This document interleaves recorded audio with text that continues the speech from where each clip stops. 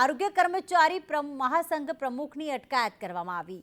ખંડણીના કેસમાં રંજીત મોરીની અટકાયત કરાઈ છે। પહેલા ડોક્ટરનું અપહરણ કરવામાં આવ્યું અને ત્યારબાદ 55 લાખની ખંડણી માંગવાનો આક્ષેપ તેમના પર છે। ખાનગી હોસ્પિટલના ડોક્ટર પાસે ખંડણી માંગી હતી। ગર્ભ પરીક્ષણ થતું હોવાનું કહીને 55 લાખ રૂપિયા જે છે તે માંગ્યા હતા। ડમી દર્દી મોકલી ડોક્ટરને ફસાવવાનું કાવતરું ઘડ્યું હતું અને ડોક્ટરે જ્યારે પૈસા આપવાની ના પાડી ત્યારે કારમાં તેનું અપહરણ કર્યું અને ચોટીલાની આસપાસ ફેરવ્યા હતા। એસઓજી પોલીસ તરીકે ઓળખાણ આપનારની પણ અટકાયત કરવામાં આવી છે। રંજીત મોરી સેનેટરી ઇન્સ્પેક્ટર તરીકે ફરજ બજાવે છે। ચોટીલા પોલીસે ફરિયાદ નોંધી વધુ તપાસ હાથ ધરી છે।